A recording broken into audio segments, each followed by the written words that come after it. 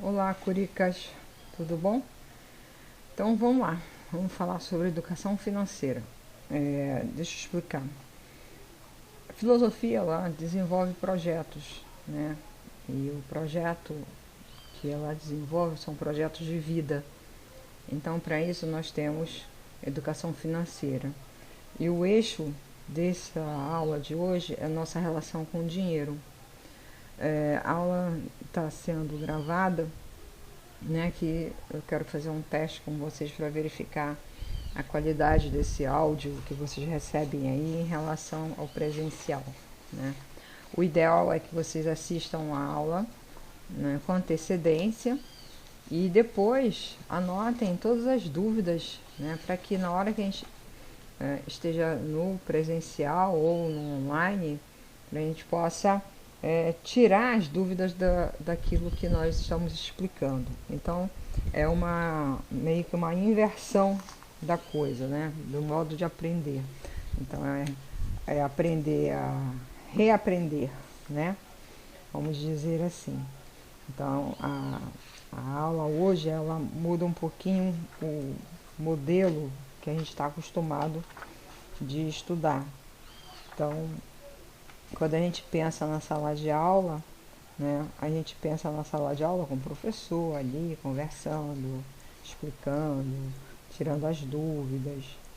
Então, você basicamente, o conceito desse modelo, hoje que nós estamos trabalhando, com o modelo híbrido, com sala de aula invertida, é o seguinte: o que tradicionalmente é feito em sala de aula, agora é executado em casa. E o que tradicionalmente é feito como trabalho de casa, agora é realizado em aula, né? Como você verá, né, há mais do que isso a ser inventado ou invertido. Então, é na sala de aula, eu estou lá na escola, o professor está ensinando, e aí chego em casa, vou fazer o trabalho, não lembro o que ele falou. Então, eu tenho um vídeo gravado, posso pausar, posso anotar, posso é, é, é, colocar para andar a aula, assistir novamente, eu aperto play, aí pauso, escrevo, tiro as minhas dúvidas, porque eu tenho aquilo ali gravado, tá bom? É mais uma orientação para a gente situar, né, o tempo e o espaço aí. Bem, então vamos lá. A questão da aula de educação financeira, né, eu tenho aqui com vocês no Instituto, né, o Laboratório de Aprendizagem, o Puxirum. Puxirum é um termo indígena que ele vai dizer todos juntos, trabalhando, né? É uma palavra indígena.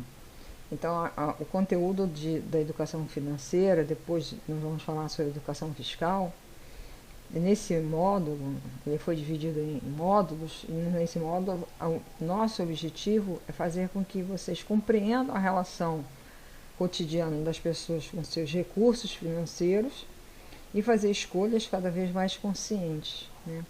Se vocês, a partir disso, refletirem sobre seus sonhos e sobre como transformá-los em realidade por meio de projetos de vida, é legal.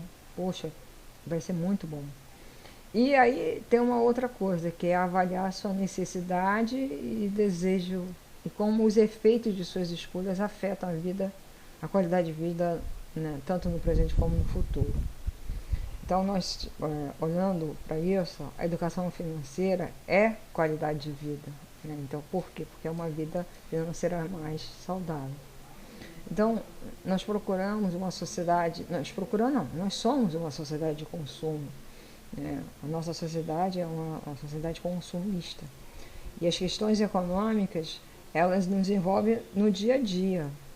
Todo dia nós temos alguma atividade que envolva dinheiro. Então, nós vamos analisar alguns mecanismos. Eu separei algumas publicidades e nós vamos olhar para essas propagandas, né, com o olhar da educação financeira.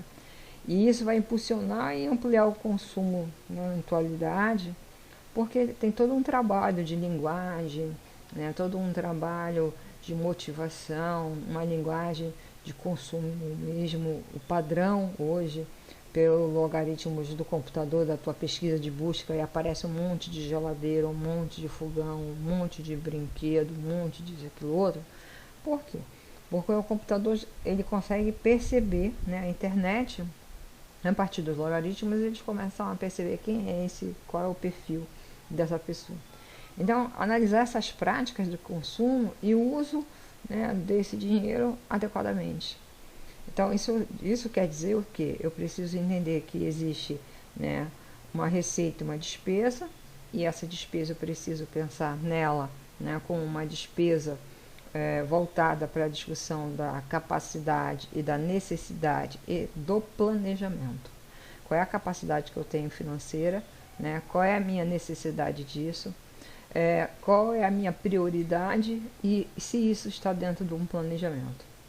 Então, em qualquer momento, é claro, no terceiro parágrafo eu falo que em algum momento da vida, quem é que já não teve problema em organizar a sua vida financeira? Todos nós. Mas nós aprendemos com os nossos erros. E aí eu fecho o parágrafo com algumas perguntas. Você sabe quanto ganha, quanto gasta, né, uma família média de 5 pessoas, né? Sabe em que se gasta? Como é que eles planejam os seus gastos, né? Em que ele gasta? Tem controle das contas? Já precisou contratar empréstimos? Tem dívidas em atraso? Porque aí gera uma série de situações que viram uma bola de neve, né? Um mingau. Na minha região seria assim um angu de caroço, né? Muito difícil de comer. Então, esperamos que haja uma mudança na sua postura de consumo e no planejamento familiar até o final de cada bloco trabalhado a partir da educação financeira que o Instituto está propondo, tá? Vamos tentar, então, entender o que se passa.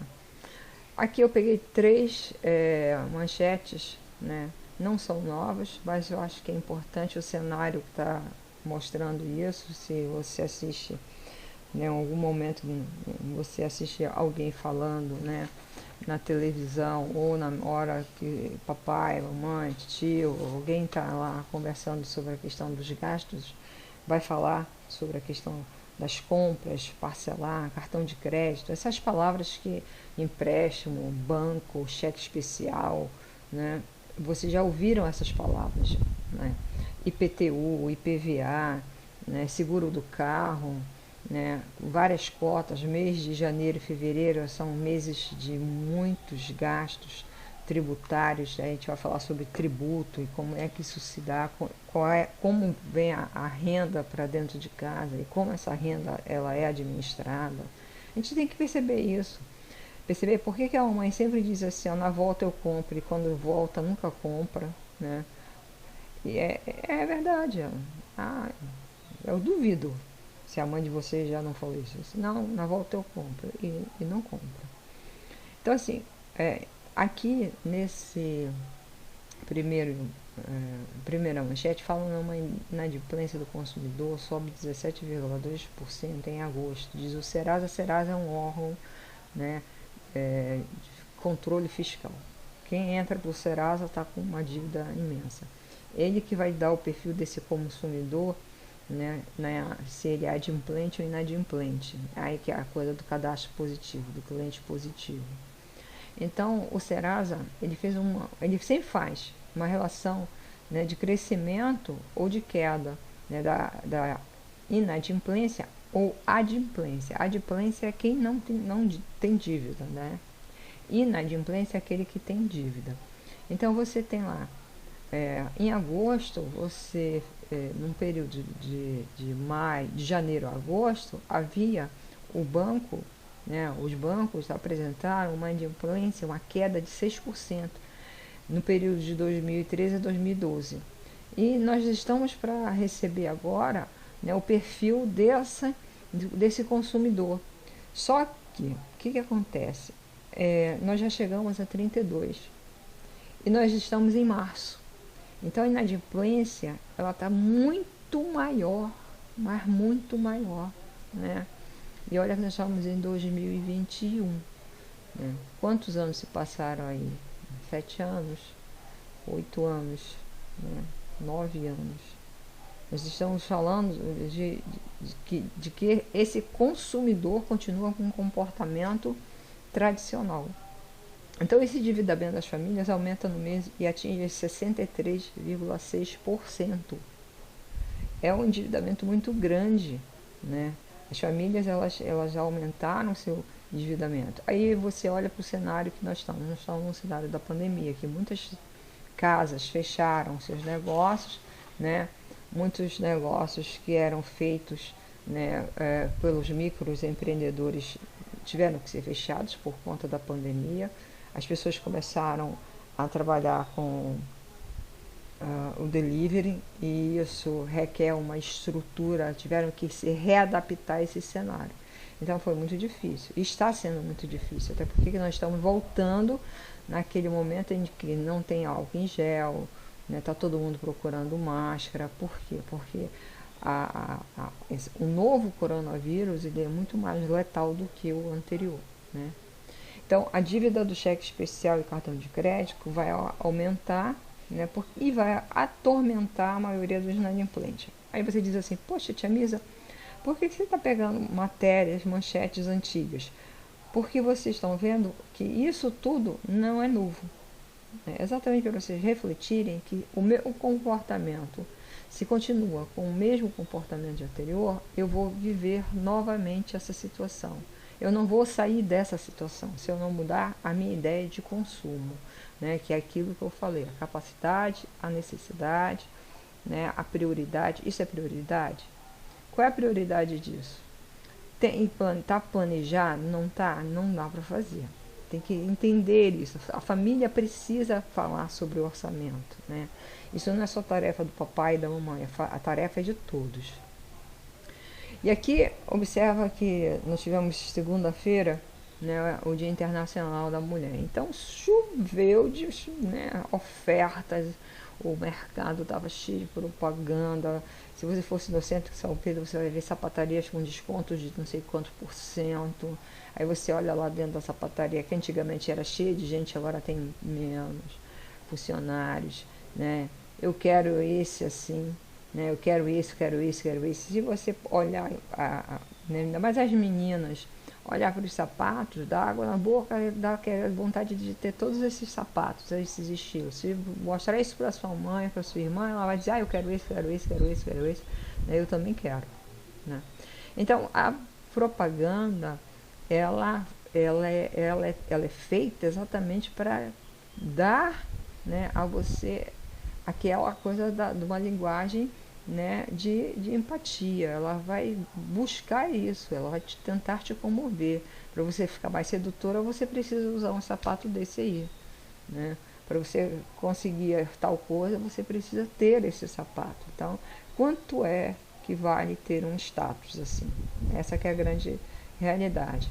E algumas lojas de departamento nos grandes shoppings, né, principalmente no shopping de Cabo Frio, você chega no caixa, a moça diz para você, ó, se você quiser, você pode pagar essa parcela a partir de junho. Aí você fica, pô, beleza, aí eu posso gastar esse dinheiro agora, que eu ia pagar a primeira parcela, eu já vou gastar só em junho. Aí você se encanta com aquela possibilidade. Só que na hora que você começa a fazer o cálculo, você vai perceber que ali tem embutido um valor, juros. Então aquele sapato que era 100 e tarará, ele vai para 200 e tarará, né?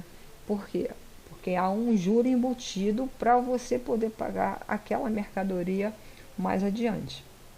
Então o quadro que tem a família ali, o desenho da família, né, a família que faz essa discussão, que planeja, é exatamente essa daí.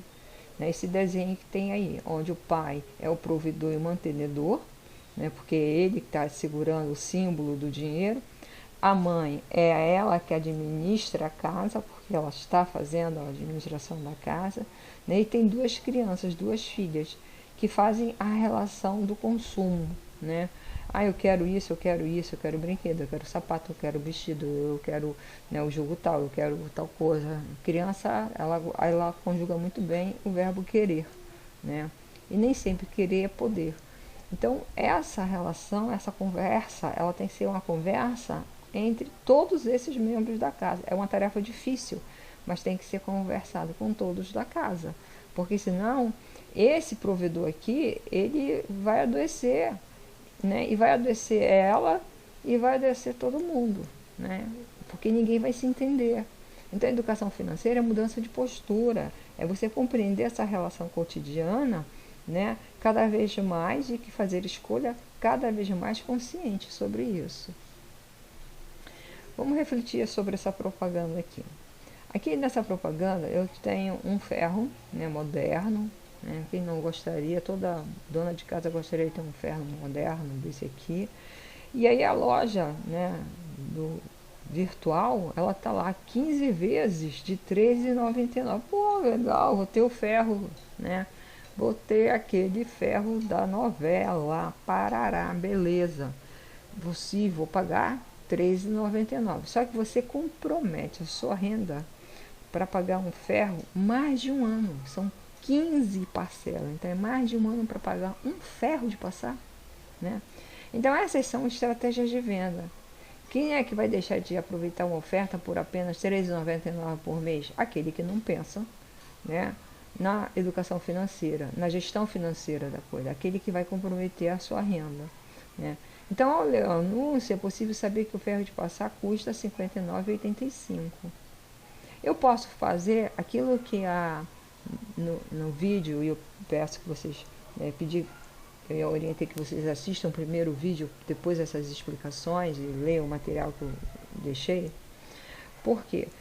Porque no vídeo a Mônica, ela quer um objeto, um lápis. E a mãe entra na loja para comprar outra coisa, no magazine. E aí aquela coisa assim, se eu comprar à vista, tem um desconto? Tenho. O gerente vai, eu te dou o desconto. Aí sim eu posso pensar em te dar aquele ferro, né?